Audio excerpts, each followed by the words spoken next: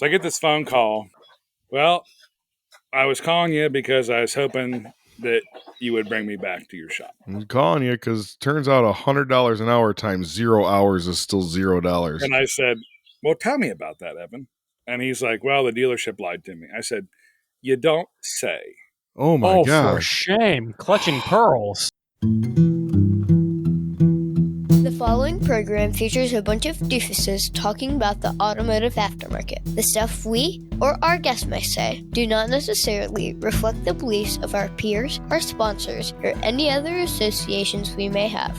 There may be some spicy language in this show, so if you get your feelings hurt easily, you should probably just move along. So without further ado, it's time for Confessions of a Shop Owner, with your host, Mike Allen.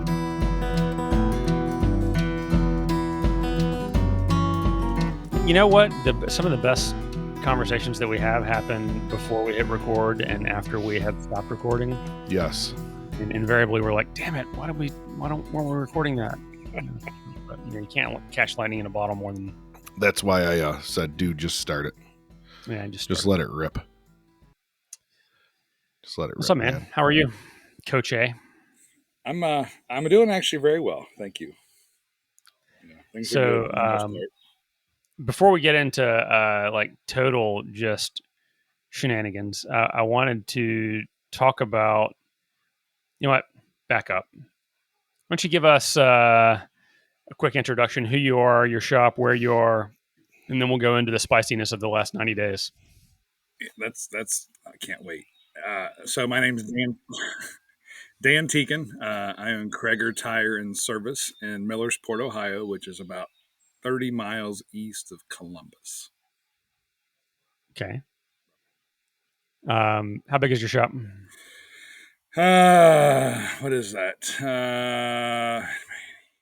And just give me bay number. I don't need square feet. How many bays? 50 by 80, 4 bays. Those bays include two posts, one extended Challenger open front, and then one Hunter open front alignment rack. Nice. He's got it all. Hunter, I don't have because enough. only the best. Yeah, so our relationship with Hunter has been, and I mean, when I started there in 96, David Kreager had a Hunter alignment machine, and that's all I've known.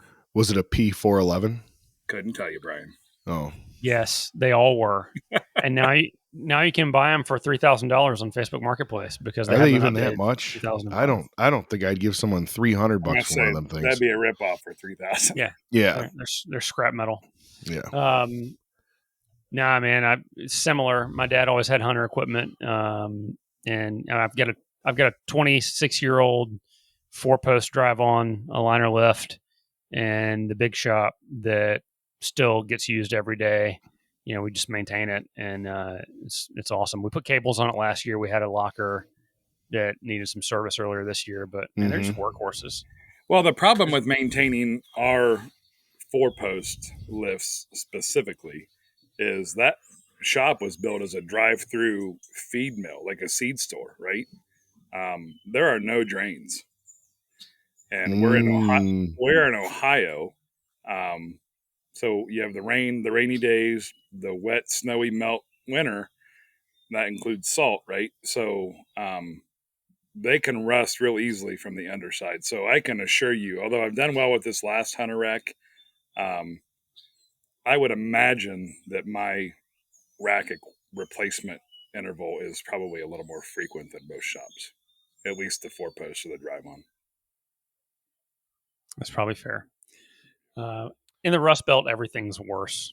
On material, equipment, cars, everything else. So it's great. You guys live with that stuff. That's we don't have rust. We have down at the beach rust, and it's not anything compared to the rust that y'all got.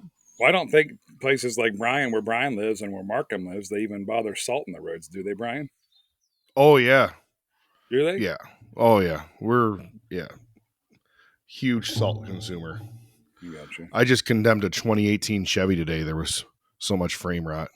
Oh my God. I mean, it needed an engine too and an evaporator core. And I said, you know what? I'll make this decision easy for this guy. I lifted it up in the air and took a picture between the gas tank and the frame there. I said, there you go. Have a nice day. Hey there. I'm going to tell you about something that has completely transformed how I run my shop, TechMetric. As a 20-year shop owner, outdated systems used to slow us down. Everything was clunky, from check-in to estimate building to customer updates. It all felt just super inefficient. Switching to TechMetric has changed everything.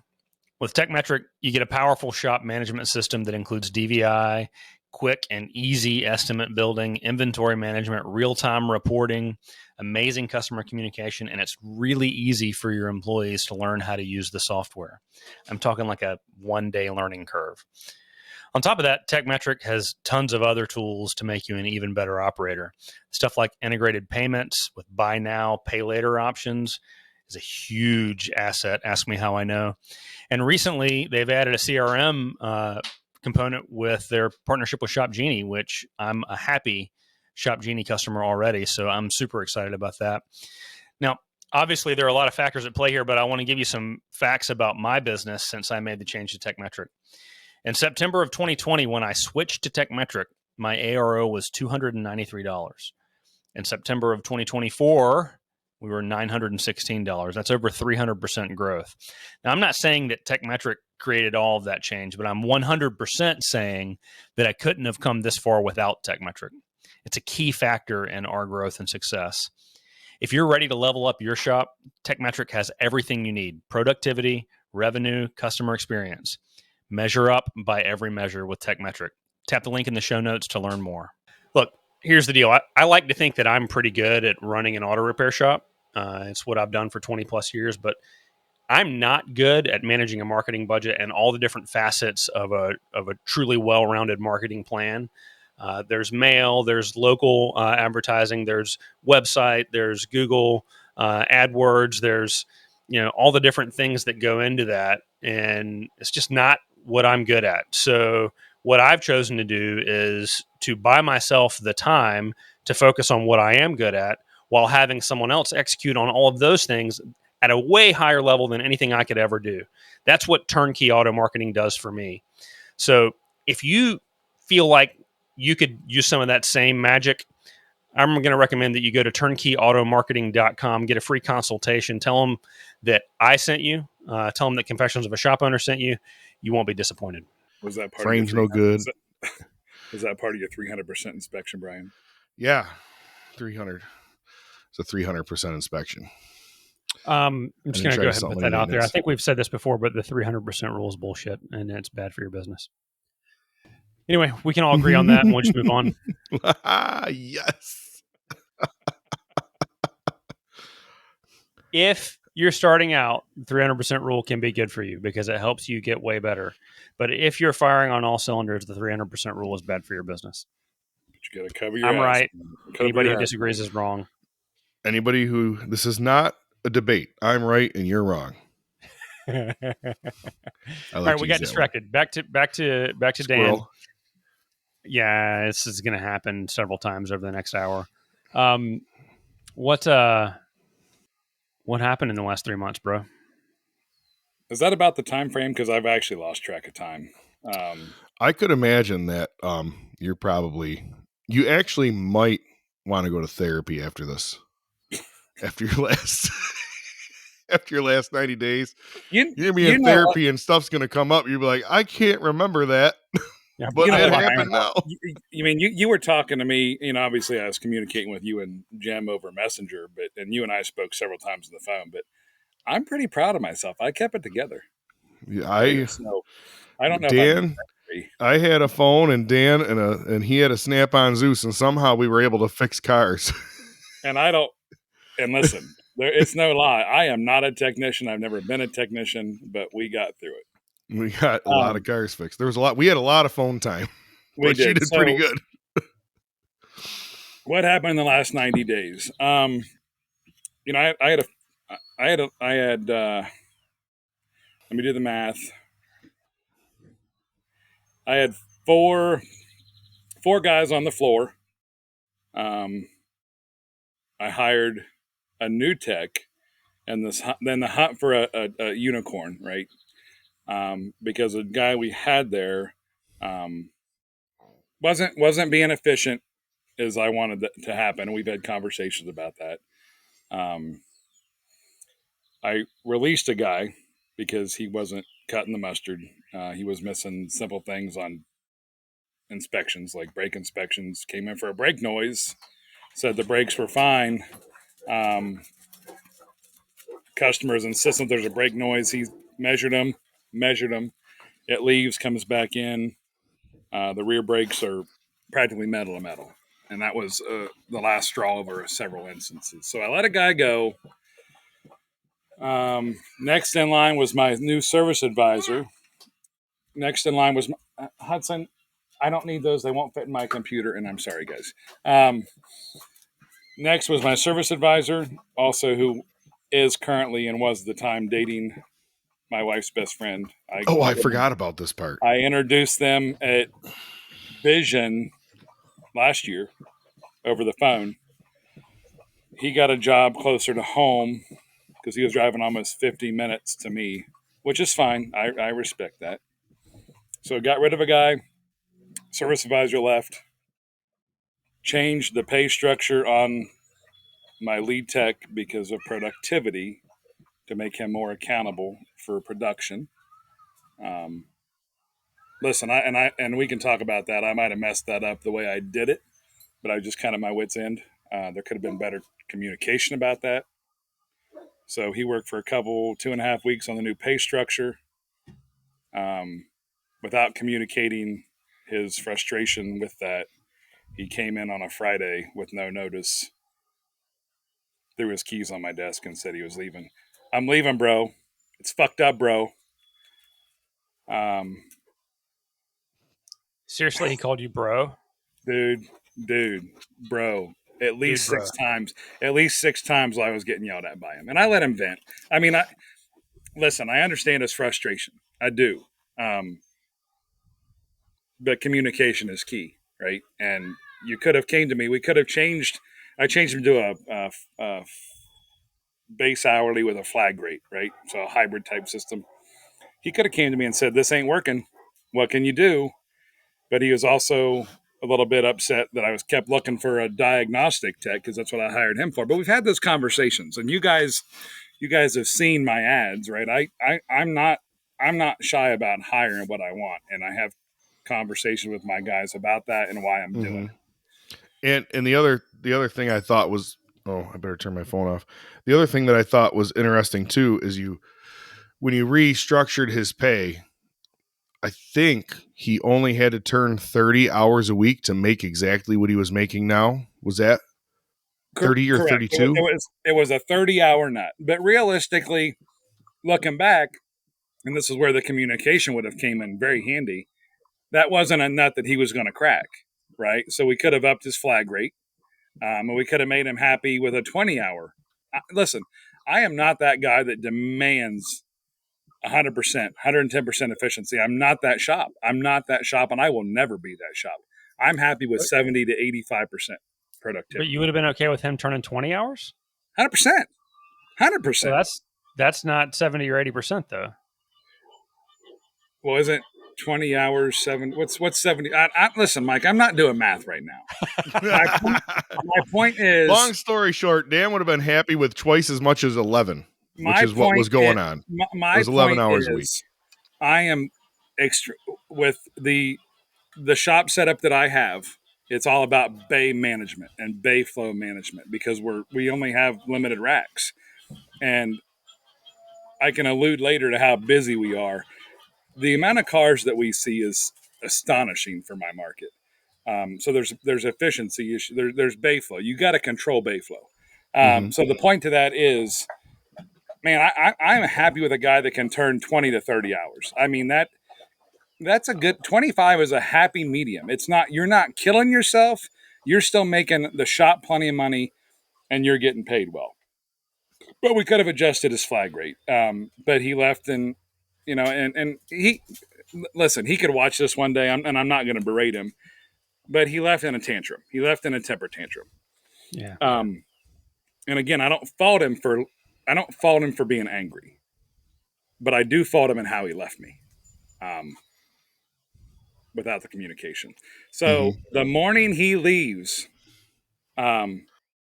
he's loading up his toolbox. I pull two of my two veteran guys. The one guy's been with me for like 13 or 14 years, and then the other guy's been with me 4 or 5.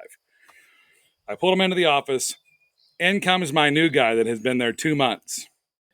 Hey, everybody. I wanted to take a minute to tell you about the coaching organization I've been involved with for, over 20 years now, Elite.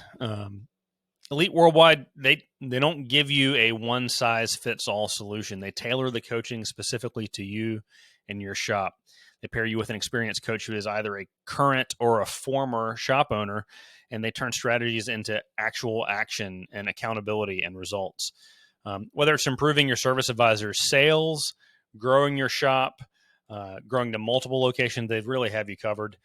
They've got training for all of those things.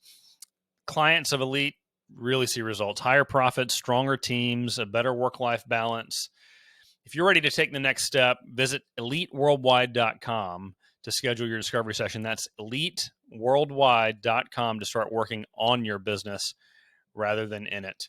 Tell them that you heard about them on Confessions of a Shop Owner so that I get a pat on the back or maybe a box of chocolates or something. That would be awesome. Thanks. And he hears part of the conversation about how Nathan is leaving, or this guy's this. It doesn't matter now. Nathan's leaving. Oh, by the way, I got to talk to you about something just like that. And I looked at him and I said, Evan, you got to be fucking kidding me. So I sent the other two. I said, you two get out of my office. And I said, Evan, what are you trying? You're killing. What are you doing? You're killing me. Well, I got this opportunity from the dealer that's just too good to be true. I can't pass it up. Well, it is too good to be true. Oh yeah, that's right. So he already wants his job back, FYI. So I told Dan made him sweat for a while, but I'm mean. So I said, when? He's like, a week from today. I'm like, 1 week? I said, dude, I'm down the guy I got rid of. Rob left me, my service advisor, and I'm dropping names. I don't mean to drop names, but Rob left me. Nathan's storming out, and you're going to leave me in a week? He's like, well, I was sick, and my wife and I didn't have a chance to talk about it, but we made that decision. I'm like, you're not leaving. We're going to talk about this. So I send him out, and long story short, I've been recruiting, and Mike, you and I have talked about this too. Brian knows about it. I've been recruiting my best friend who has been in this industry for 40 years. I would compare him to Dutch from his ethical, moral standpoint and how he would probably, I don't know Dutch personally, right? There's no one else in this world. What's that? So count yourself lucky. I would never, I would not trust anyone on the face of this planet to run my shop except for this guy. Our core values are aligned. He understands small town values. He understands what I've built. He has a lot better understanding of what I built now that he works for me. So he's finally agreed after 7 years and 3 years of hard recruiting to come on board because of, they were purchased his shop location. They were single owner, independent, 7 locations at the time. They were purchased by a big investment group. Sun Auto or something, one of those giant ones. It was Sun. Oh, so things went downhill real quick after 6 months, which is what they do. Got him convinced. So I get him in the loop with the whole situation. He comes out early before he even starts and talks to Evan. I talked to Evan. I talked to Evan on the Thursday before he was going to quit. I presented a new pay plan for him. I told him, I said, you want to be the best diagnostic guy in the world. You want to have a solid paycheck. You want someone that's going to take care of you and your family, give you time off when your wife gives birth, and literally now, just probably a week or two. You're not going to find it at the dealership. I'm going to open your eyes and give you so much more training opportunities to better yourself as a private aftermarket repair shop than the dealership would ever dream of giving you. And you'll be well-versed in everything, not just Chrysler. So I laid out the pay structures that he could make. I gave him a few options, tell him we probably start here, and he could earn 80, 90 north of that easily if he's producing. And he said he talked about it with his wife. He comes in that next morning in street clothes. Didn't even work out his Friday. And leaves. And left me with a tire guy and my other tech. And keep in mind, we do decent numbers, right? We're mid 150s all day long. And to allude what Brian said in the message the other day when you guys set this up, that happened in April. Brian, was that right? I was running low in April. It was two guys and myself, and at some point in April. Yeah, and we were on pace to do $200,000, and because we were shorthanded, we fell short of that. Now I talked to Lucas about that, and that was just a personal goal for me, and it really upset me. But yeah, we set a record month that April, and last month April, we set a record month with like down a service advisor, down my lead tech, and then down my other, lead tech or diagnostic tech. And Dan was running and gunning, baby. That's gotta feel good, man. I mean, that's not sustainable. You can't live like that, but it's still pretty fucking awesome. Every day Dan would be like, I'm tired. I don't want to go to work anymore. It's not uncharted territory for me. Uncharted territory because, and again, I'm bad with dates. 4 or 5 years ago, this past February, my lead tech, rocket scientist, like super smart dude, used to be an aircraft mechanic, and my assistant manager, he like unexpectedly passed away. He went home on a Friday, and I got a phone call Saturday morning at 6 a.m. that he had passed away. And in that moment, not only were we down a tech tragically, it was me and two other guys in the shop, and we blew it out of the water. We set records that the several next months, to the point where we took a week or two off. I said we got to take time off. And you never want to find yourself in that situation by any means. Yeah, but it still feels good to know that you can do it if you have to. Yeah, and you're calling on deep reserves, right? And you're asking your guys to just trust you and support you. And my guys have always done that. So anywho, he left. We had one chart. My veteran tech was on vacation that next week. So that next week, whatever week that ended up being, it was me and my tire guy for a week. And then that's painful, brother. Yeah. And then so finally, he was killing it though. He was killing it. We were struggling. Danny the Diag Tech. When my friend started, he brought his assistant manager with him, who kind of wanted to be out of the office. So 20 years ago, he wrenched, and he was all about being back on the floor. So we just threw him out on the floor immediately as a GS. Pulled. Still got to prove himself a little bit, but pulled a veteran diag stud in the Central Ohio market that people can't believe that we got. Yeah, that's where we are now. We have back to the other guy. Was May a record month? May was not quite a record month. Okay, no. It was April was the record, right? Oh yeah, that makes sense. We just ended May. April right. Was the record. May. What we come in? I think we came in around 180, Brian. It would be like a second or third record month for us. So effectively, you had a almost 100% staff turnover. Had to go back on the counter. You had a week by yourself with a tire guy, counter and the floor. 72% turnover, Mike. I calculated it. 72.8%. So we're going to round up 73%. And you just broke a record, and now you've restaffed. You're no longer having to work 90 hours a week on the counter and in the shop, and you had your second or third or fourth best month ever also. That deserves a cheers, sir. That's pretty damn remarkable. So it was fun. It's good times. I'll drink to that. Yeah, I'll drink I'll to drink my anything. Gatorade to that. But so Brian alluded earlier to the one guy wanting his job back, Evan. I was down in North Carolina last week playing golf at Pinehurst, and I'm sitting at the bar at the Holly Inn, and I get a phone call on my cell phone from Evan, and I'm like, "Well, this is going to be interesting." That feels so good. And literally the way he left really upset me. Like, I get it. They gave him a deadline. He had to start. We can always say we respect the decision that you had to make to try to better yourself, despite what we told you was going to happen.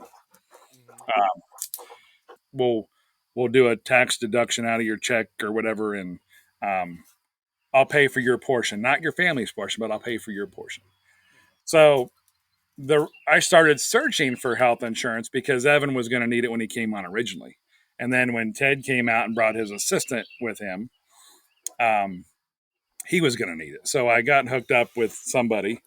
And at the time, everyone that was there, I had a full crew there at that time.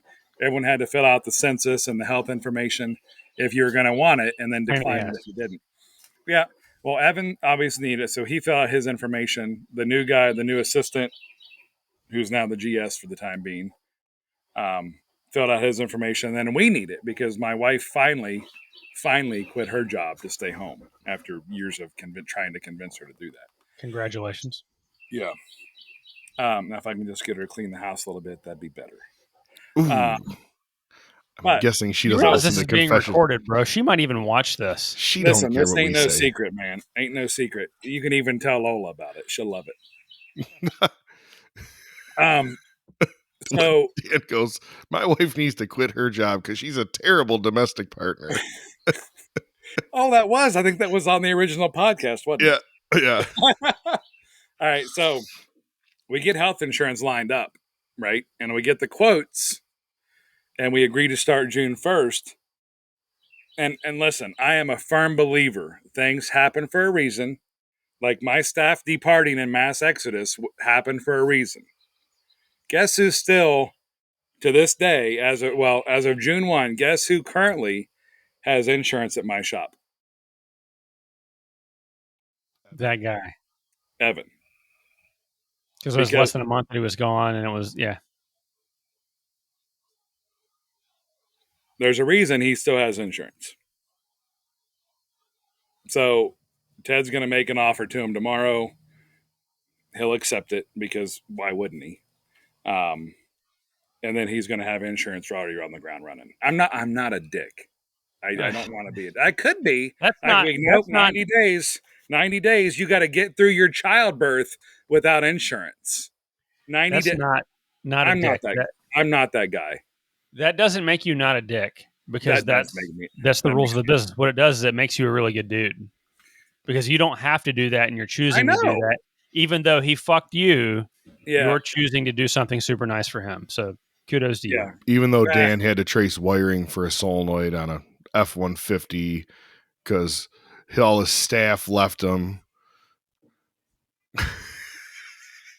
Poor Dan was at the end of his rope so many times. He had many ridiculously, excessively difficult things to, like more difficult than normal vehicles to deal with when his staff dumped him. Over the top difficult because it's me and I don't do this. I can't even read a wiring diagram for Christ's sakes. I'm not a tech. I never have been. I've changed oil, threw a few brake pads and rotors on, a few shocks, done plenty of alignments, but I am not a technician by any means. Mm-hmm. So it's stuff that it's stuff Brian would have done in his sleep, just so we're clear. He was killing it. So that was the reason I had to back out of tools. I probably could have stretched tools, last minute because Ted would have been fine, but I wasn't comfortable. But you also didn't want to fuck around and miss your golf date at Pinehurst, right? No, it was set up. We drove down Sunday before Memorial Day. We played Sunday afternoon in whatever town I asked you about, Clemens.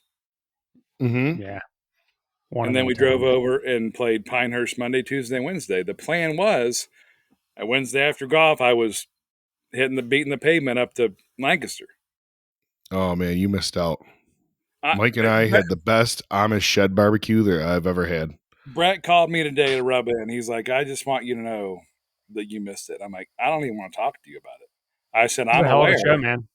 I said, and I congratulated him on how good of a job I heard he did, because I've had several people mention it to me. And obviously the Facebook action on it has been out of this world. I was really proud of him and happy for him. And he just called to check in and be a dick about it. Before we talk about tools real quick, I need to pause our recording, and I'm sure that Braxton will be a mensch and delete this or edit this out, but really bothered. My headspace is all messed up and forgot to have my pillow. So my daughter brought my pillow in a minute ago.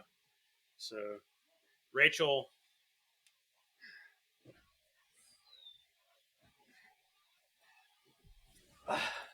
Oh, there you go.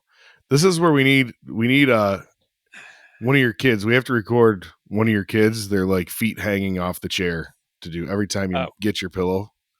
Oh, we're doing it. Rachel reminded us that we got to do that bit eventually. So we're going to get around to that. But see, look how much more. Oh, look at you. Well filled. Yeah. I mean, it makes me feel like I'm almost not a midget. Exciting. Yeah, but Brett did say that he was going to bring the trophy back to Pennsylvania, so I assume he was talking about the attire. He was crushed by the North Carolina contingent. It wasn't even close. I was a silver medalist. I was a silver medalist, but I will be winning at ASTA Expo at Casino Night. So for all of you that are coming to ASTA Expo, Casino Night is the night to bring your A game on the ridiculous attire.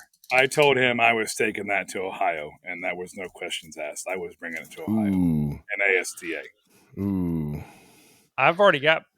So I think the reason that I lost, I'm going to be honest with you, I think the reason that I lost is because Benji Burris from Frog Pond Performance in the booming metropolis of Frog Pond, North Carolina, he not only had the stellar jacket with a white T-shirt under it, but he brought the footwear as well. Footwear with a rechargeable battery and lights that he forgot to charge, so they weren't light up. But he had the footwear, and then what really did you in is he got up there and he moonwalked. Oh, if there's dancing involved, I'm out. Well, he moonwalked, but it was not a very good moonwalk either. It was pretty lame. It was better than anybody else's. We've already been discussing that we might have to have a dance off, but and Tanika said that we're going to hurt ourselves with our white guy dancing, but we'll see. I mean, if you want a waltz or tango, I'd be game for that, because I took ballroom dancing a long time ago. Benji has done a community engagement like Chamber of Commerce Dancing with the Stars thing. No. No kidding. Yeah. So that dude's worldwide. Yeah, he don't mess around, man. So one of the things that was cool about the last evening's dinner at Tools was they had a charity auction, and it was Scanner Danner and SD Charities, and they were I think they ended up raising like $16,000 in change. 18. Our official number was like 18,550 with the awesome. Donations. So the keynote, it was a silent auction, and you had to log in through your phone to bid on the different items, and you would get a text message every time you were outbid. And so there was a like 20-year-old 2-channel scope from what brand was it? It was a OTC, but it was a relabeled OTC, so it was a Mac. It's a Mac Tools one, which are hard to find. It's hard to find a red one. You can find blue ones on eBay, but you can't find a red one. Yeah, you're speaking about collectors' antique tools or some shit. I don't know.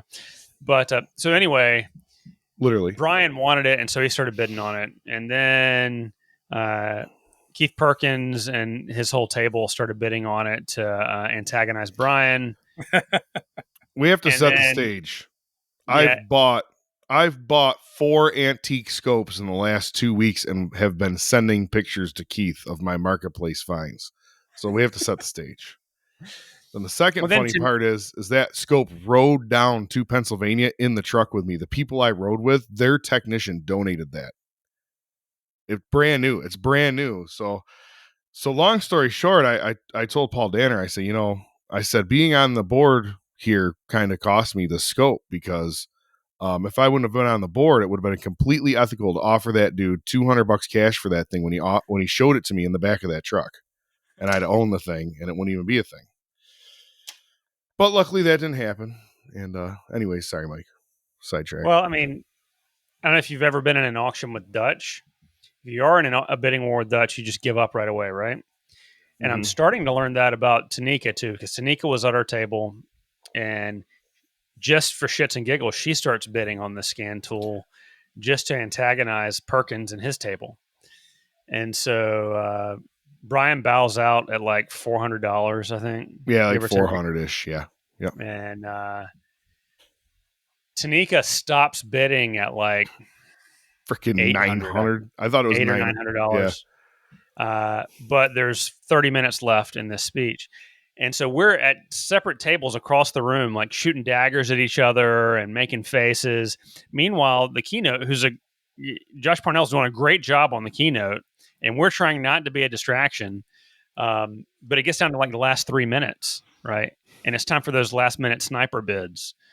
And Tanika gets her phone up and she's punching in numbers, and we look over at the Perkins table, and they're like laser eyes back at us, and they've got their phone up.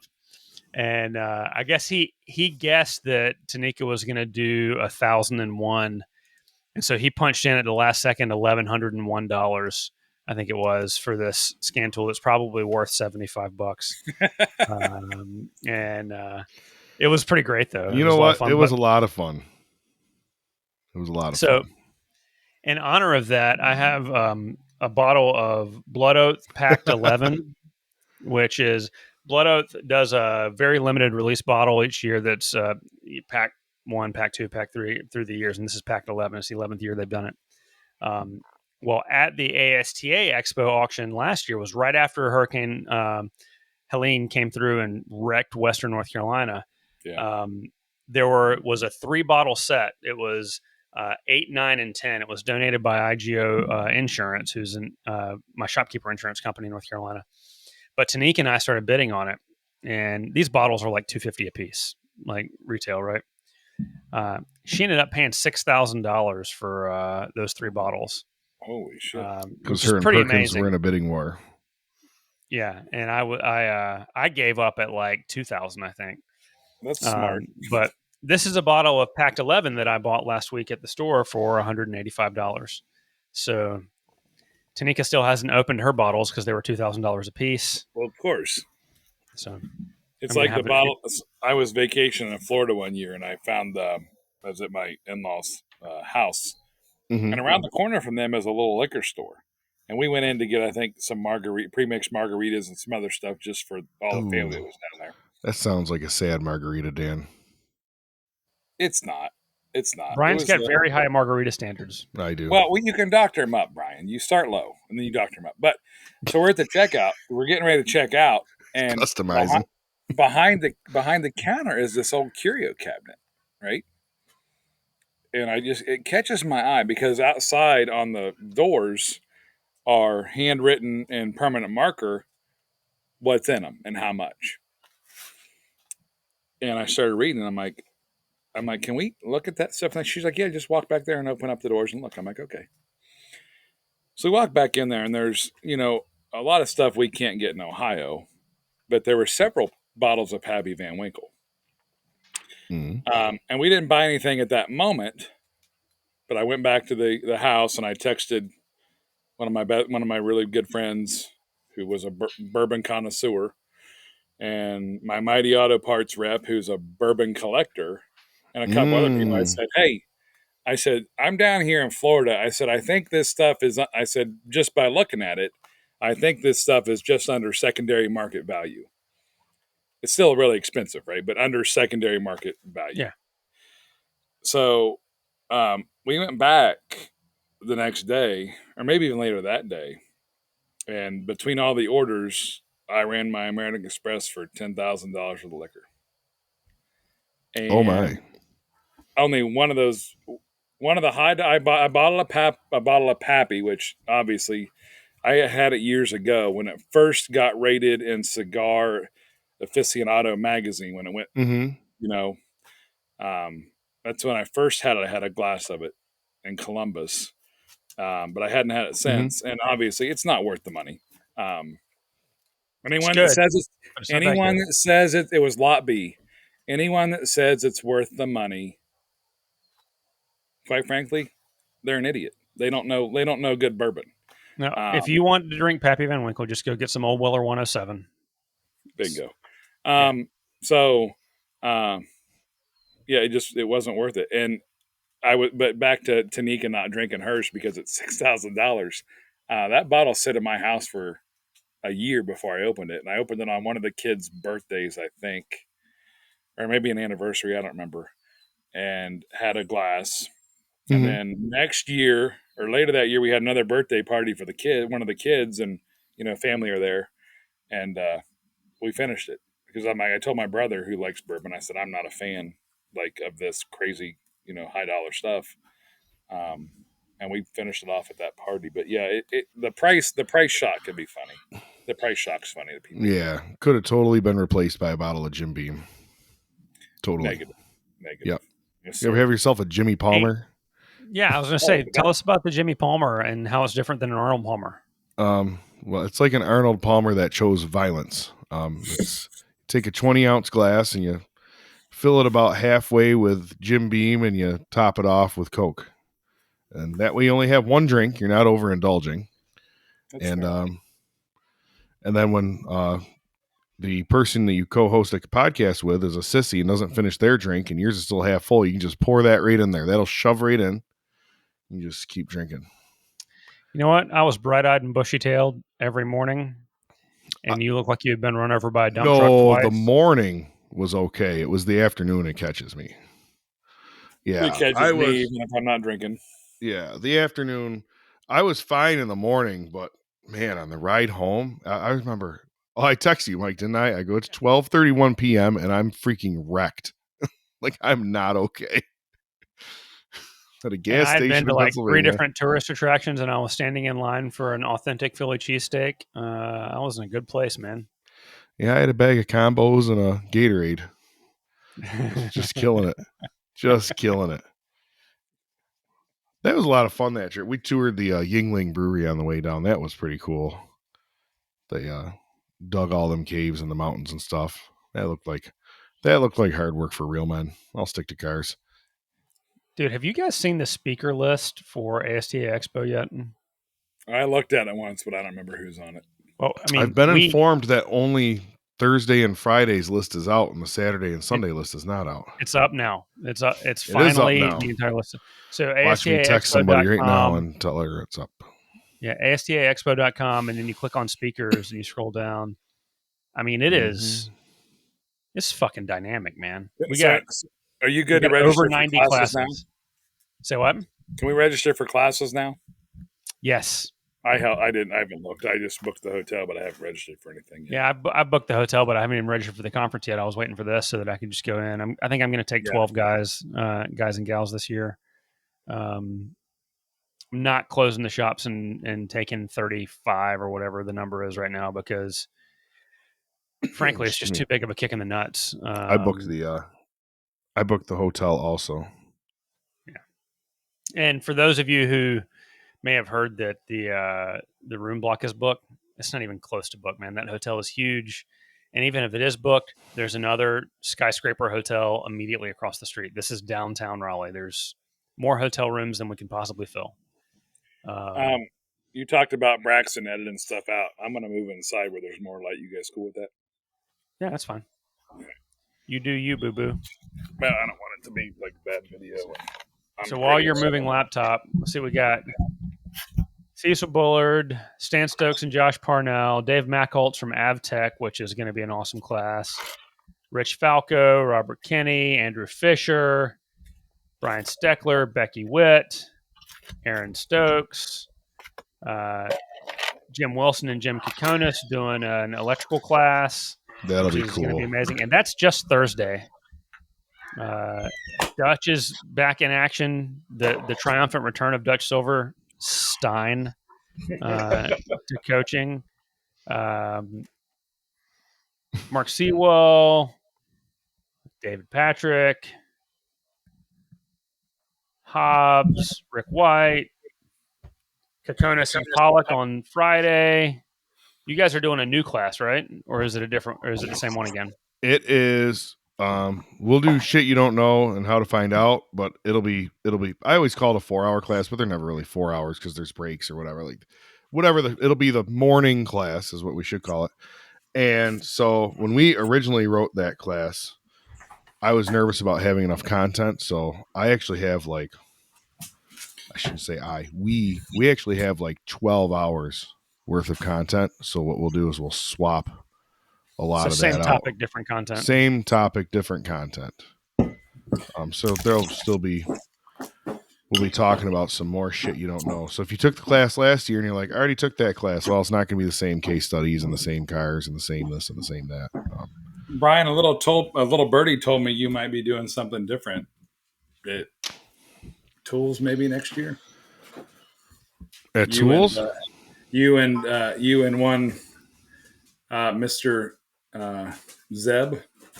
Not me. I got a guy to do it with Zeb. I know a guy. Oh, you have a guy. Okay. I have a guy. Okay. It's Rural Joe and Zeb doing a class? Nope. It's not going to be me. I got a guy. I got a guy who's qualified to talk about this stuff. Lives right up here. But aren't you qualified to talk about it? But I'm already doing a morning and an afternoon on Friday, and Kokonis is trying to get me to help out with what you call it? Oh, I guess that wouldn't be for ASTA anyways. The electrical class, with the switchboards, the electrical class. Yeah, Kokonis is trying to get me to help out on Thursday. Not trying. I agreed. I said, yeah, I'll help you out with that. Because that'll be live on demo boards, right? They'll have like little demo boards and their meters, and they'll be able to do actual testing. And so it'll probably be like I'm guessing like a 20 to 30 seat class typically when they do stuff like that. So usually you want more than just 2 people, to help guys get on the right track if they're not putting their meter leads in the right spot or whatever. So I'll up with that on Thursday, and then Friday morning we're doing the shit you don't know. Then Friday afternoon, Jim and I have an idea for a new class that, quite honestly, we have like a concept for, but we haven't put a single letter to paper on yet. But we'll get it figured out. You had 5 months. Don't fuck it up. No, you don't. You have 3 months. Don't fuck it up. Which is 2 months longer than I had last time, so I'm totally fine. I'm still scrolling through the classes. Dude, there's like 100. Yeah. The biggest problem right now is which one to take. Yeah, you can have too many classes available at each session. You don't know what to take. Do you even take classes, Mike? I sit in on classes when I can, but there are enough commitments that I have to like sit in and then step out. So I always sit in the back of the room. Like they're MEMA, the Aftermarket Suppliers Association, is having a meeting at the expo, and I'm going to be doing a presentation there about continuing education in the aftermarket because it's all the folks from all the companies that put on these classes that want to hear what we want versus what we don't want, and the gripes and complaints and the benefits, right? Mm-hmm. So that'll take me out. Podcasting stuff will take me out. There'll be some, social media related stuff for the association. Interesting one. Jesse had gotten a hold of me about a diesel class, and I said, I don't know if everything else I got going on, if I got the bandwidth for that. But I was able to ask around because I guess Mike Clary can't make it. And I was able to ask around, and we found Kevin Looney. And when it comes to this guy is freaking understands diesel and after treatment to an engineering level and is able to put it in words that people can absorb and understand. That dude will be unbelievable in that class, doing that diesel class he's doing. I think, is he doing 2 maybe, Mike? Yes. Yeah. That'll be awesome. So it looks like we've got like 85 classes up on the website. And I think we've held a few spaces back because there's some folks that are still trying to submit a couple of last minute classes. And so part of the goal is to have in every learning session, a class for every position in the business, for the owner, for the manager, for the service advisor, for the marketer, Yeah. for the entry-level tech, for the line tech, for the master tech. It looks So like, if you are closing and bringing the whole shop, everybody will be busy the whole time. And it looks like we're doing tech talks like at Vision too. We got some tech talks in there. And we have the guy, Matt Fonzo, that hosts the tech talks at Vision, is hosting that. That'll be cool. And there's a lot more owner focus this year as a percentage of total class load, but there are still more technical classes than we've ever had. It's just that our capacity has gone up so much. We have more technical training and way more owner and management training than we've ever had. The trade show is now, instead of one little block, it's 2 days. And it is the first day is owner and decision maker only.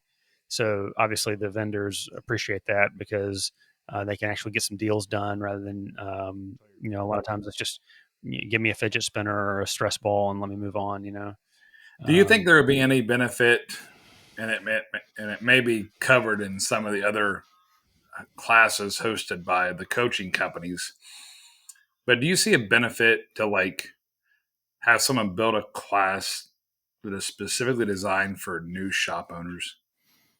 We got 2 of them. Are there? So Dutch is doing Dutch a class. is going to do that. So that's you want to fantastic. be. So you want to be a shop owner, and it's designed for technicians who want to open a shop or who have just opened a shop, and it's about the financial realities. If I'm not mistaken, Matthew Skunrick is going to co-teach that with him. So if you're a technician who wants to go do mobile diag and programming, we got a guy who went and did his own mobile, a very, very successful. There's a lot of guys that can fix a lot of things, but like you want to talk about somebody who can fix a lot of things and does good numbers. That's an example. Yeah.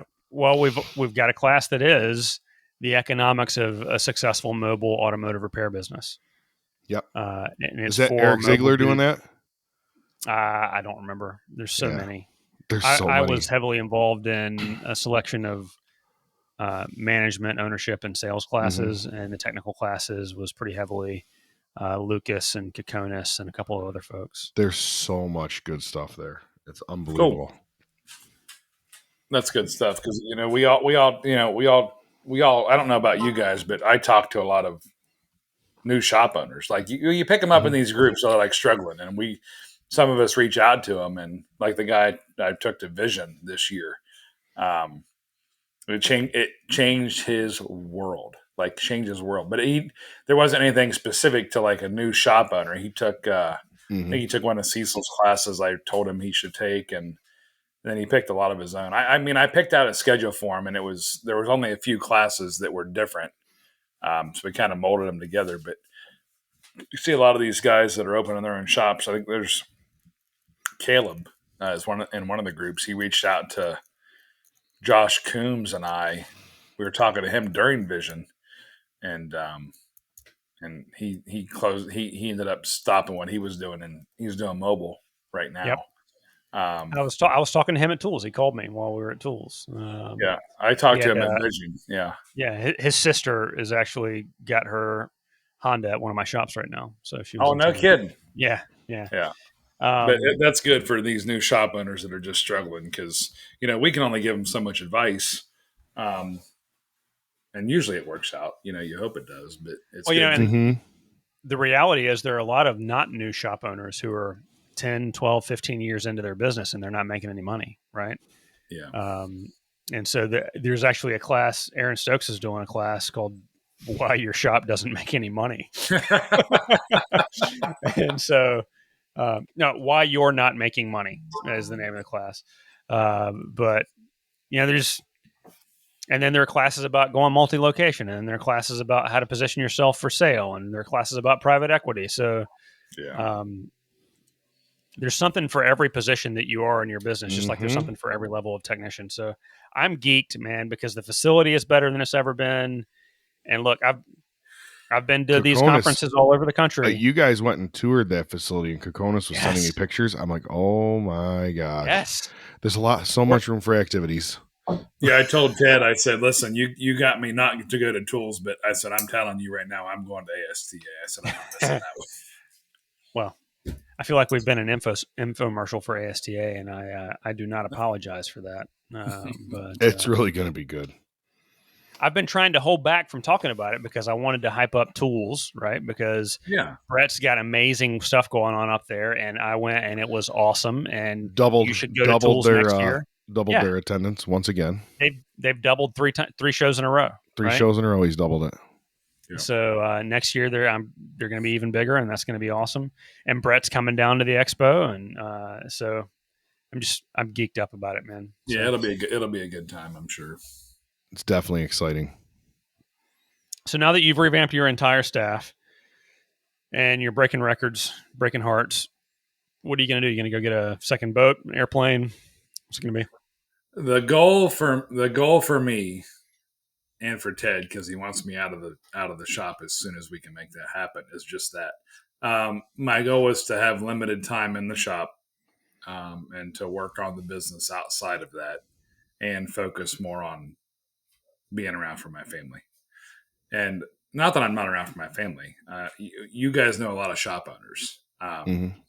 Even in the hard times, I've always afforded time for my family. After Sam passed away, it was an epiphany. I'm like, God, I said, he was 49 years young, and this guy passed away and left a wife and I think an 11-year-old daughter at the time.